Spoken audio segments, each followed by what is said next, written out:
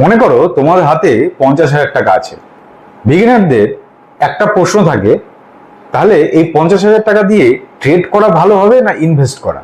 তো এই ভিডিওতে তোমাদেরকে পাতি বাংলা ভাষায় সহজভাবে ট্রেডিং আর ইনভেস্টিং এর মধ্যে কি ডিফারেন্স, কোনটা তোমাদের জন্য সুবিধা, সম্পূর্ণ ডিটেল বলতে চলেছি।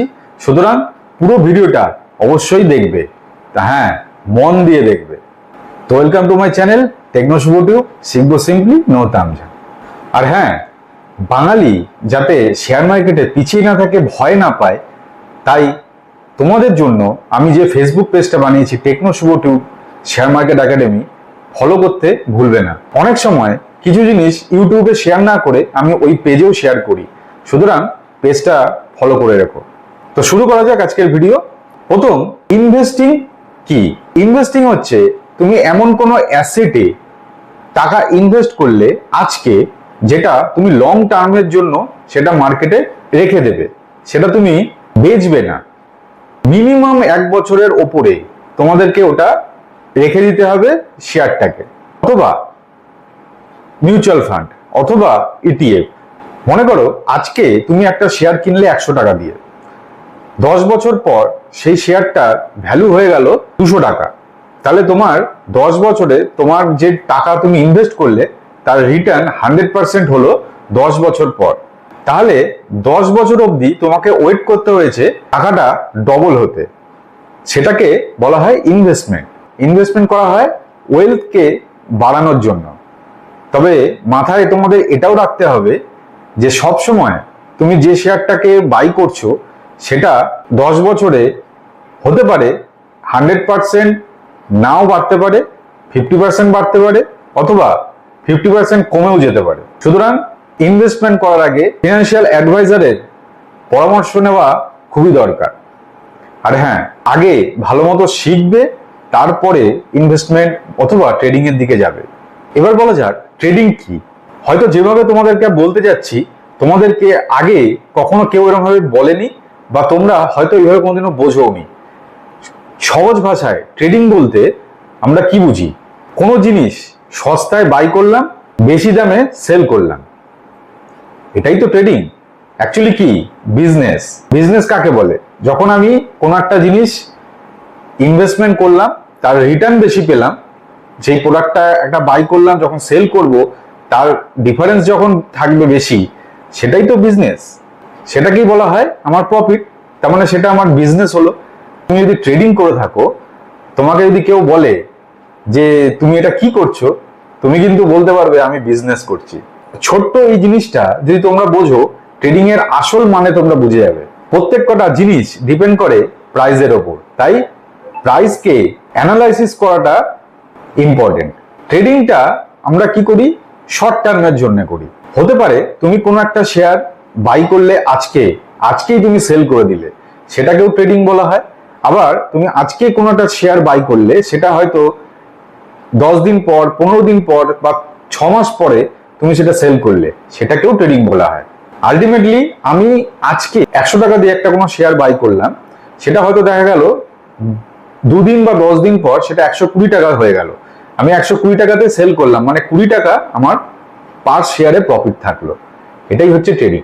তাহলে এবার জানা যাক ট্রেডিং আর ইনভেস্টিং এই দুটোর ক্ষেত্রে আলাদা আলাদাভাবে কোনটা বেস করে আমাদের চলতে হয়।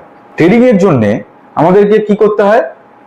প্রাইসকে অ্যানালাইসিস করতে হয়, প্রাইস অ্যাকশন বুঝতে হয়, টেকনিক্যাল অ্যানালাইসিসের উপরে জোরটা বেশি দিতে হয় ট্রেডিং এর ক্ষেত্রে। ইনভেস্টিং এর ক্ষেত্রে ফান্ডামেন্টাল অ্যানালাইসিসটা বেশি বুঝতে হয়, যেরকম রেভিনিউ, ডেট, পি রেশিও, এইসব জিনিসগুলো ইনভেস্টমেন্টের ক্ষেত্রে বেশি দরকার পড়ে। হ্যাঁ, ট্রেডিং এর ক্ষেত্রেও কিছুটা ফান্ডামেন্টাল দরকার পড়ে অবশ্যই, কিন্তু তুমি যদি ডে ট্রেডিং করো সেক্ষেত্রে টেকনিক্যাল অ্যানালাইসিসটাই হচ্ছে মেন। ট্রেডিং এর ক্ষেত্রে প্রাইসটাকে মনিটর করা ইম্পর্টেন্ট, কারণ তুমি শর্ট টার্মের জন্য সেখানে একটা ট্রেড নিয়েছো। শর্ট টার্মের মধ্যে প্রাইস যদি নিচে নেমে আসে, সেক্ষেত্রে তোমার লস হবে। তাই লসটাকে যাতে না হয় তার জন্য তোমাকে মনিটরিং করাটা ইম্পর্টেন্ট ট্রেডিং এর ক্ষেত্রে।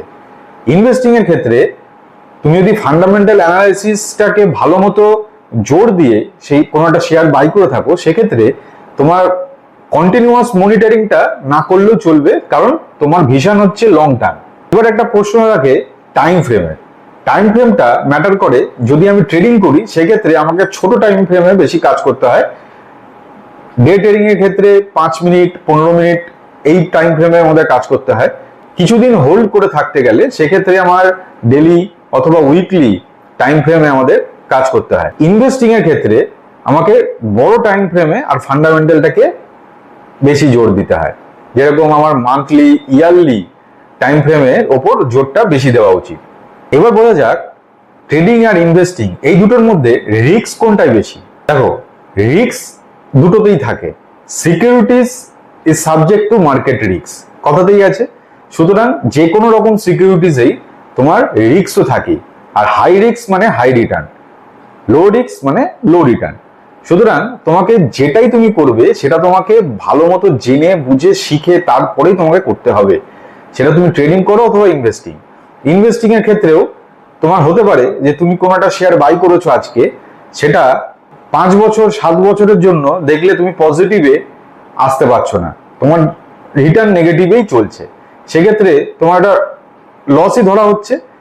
যতক্ষণ না পর্যন্ত তুমি পজিটিভে আসছো ততক্ষণ পর্যন্ত তোমাকে তো ওটাকে লাভে তো তুমি ধরতে পারছো না, তোমাকে লসেই ধরতে হবে। ট্রেডিং এর ক্ষেত্রেও তাই। ট্রেডিং এর ক্ষেত্রেও হতে পারে যে আজকে আমি যেটা বাই করলাম ডে ট্রেডিং এর ক্ষেত্রে আমার লসেই আমাকে বুক করতে হলো, অথবা যদি আমাকে 1 মাস 2 মাস 3 মাসের জন্য যদি আমাকে হোল্ড করতে হয় তাতেও আমার লস হতে পারে। সুতরাং লাভ লস দুটোতেই থাকতে পারে। এবার আসা যাক যে বিগিনারদের জন্য কোনটা বেস্ট, ট্রেডিং নাকি ইনভেস্টিং। এই কোশ্চেনের অ্যান্সার প্রপার দেওয়াটা খুবই মুশকিল, কারণ এক একজনের চয়েস এক এক রকম। যদি টার্গেট থাকে ওয়েলথ জেনারেশন করা সেক্ষেত্রে আমাকে ইনভেস্টিং করতে হবে, কিন্তু আমার টার্গেট যদি শর্ট টার্মে ইনকাম জেনারেট করা হয় সেক্ষেত্রে ট্রেডিং করতে হবে। তুমি যদি একদম বিগিনার হয়ে থাকো, ট্রেডিং সম্পর্কে কিছু না জানো, সেক্ষেত্রে তোমার ট্রেডিং করাটা রিস্কি। আগে তোমাকে ভালো করে শিখতে হবে, তারপর তোমাকে ট্রেডিং করতে হবে। কিন্তু ইনভেস্টিং এর ক্ষেত্রে তুমি চাইলে একদম বিগিনার যদি হও সেক্ষেত্রে মিউচুয়াল ফান্ডে তুমি ইনভেস্ট করলেও করতে পারো, ইটিএফ এও ইনভেস্ট করতে পারো। কিন্তু ট্রেডিং এর ক্ষেত্রে তোমাকে টেকনিক্যাল অ্যানালাইসিসটা না বুঝে কখনোই তুমি ট্রেড করতে পারবে না। তোমার যদি মাথায় এটা থাকে যে না আমি অতটা লং টার্মে আমি ওয়েট করব না, আমি শর্ট টার্মের দিকে দেখবো, তাহলে তোমাকে ট্রেডিংটা ভালো করে আগে শিখতে হবে, তারপর তোমাকে ইনভেস্টিং এ যেতে হবে। এটা পুরোপুরি তোমার বিহেভিয়ার, তোমার নেচার কি তার উপরে ডিপেন্ড করে যে তুমি ট্রেডিং করবে না ইনভেস্টিং। তাহলে ট্রেডিং আর ইনভেস্টিং এর ব্যাপারে আশা করি পুরো ব্যাপারটা তোমরা বুঝেছো। যদি বুঝে থাকো আমাকে কমেন্টে জানাও যে তোমরা ট্রেডিং করতে বেশি ইন্টারেস্টেড না ইনভেস্টিং। আর একটা জিনিস মাথায় রাখা খুব দরকার, কেউ তোমাকে তার নিজের পিএনএল দেখাচ্ছে, বিদেশে গিয়ে ট্রেড করছে, প্রফিট ইনকাম করছে, প্রচুর টাকা ইনকাম করছে, সেইটা দেখে কখনো ট্রেডিং করতে এসো না।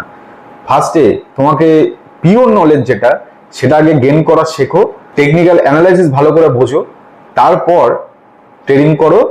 তাতে তুমি বেনিফিট হবে। প্রফিট তুমি কম করো, কিন্তু ক্যাপিটালটাকে সেভ করাটা ট্রেডিং এর মেইন উদ্দেশ্য হওয়া উচিত। ট্রেডিং আর ইনভেস্টিং এই দুটোর রিস্কটা আগে ডিফাইন করো, আগে বোঝো যে কোনটাতে তোমার পক্ষে রিস্কি। তুমি এখানে কিন্তু টাইমটাও ম্যাটার করে, কারণ ট্রেডিং এর ক্ষেত্রে যেহেতু মনিটরিংটা বেশি দরকার পড়ে, তোমার হাতে যদি টাইম না থাকে সেক্ষেত্রে তুমি ট্রেডিংটা করতে পারবে না যতক্ষণ না তুমি টাইম দিতে পারছো। কিন্তু ইনভেস্টিং এর ক্ষেত্রে সেক্ষেত্রে তোমার টাইমটা যেহেতু বেশি দিতে হয় না, তাই অনেকে ইনভেস্টিংটাকেও প্রেফার করে। ট্রেডিং না ইনভেস্টিং পুরোটাই তোমার উপরই ডিপেন্ড করছে।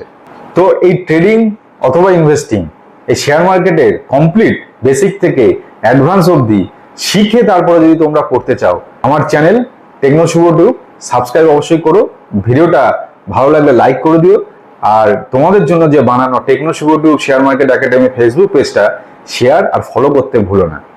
তো চলো পরের একটা ইন্টারেস্টিং টপিক নিয়ে আবার আসছি, ততক্ষণ টাটা।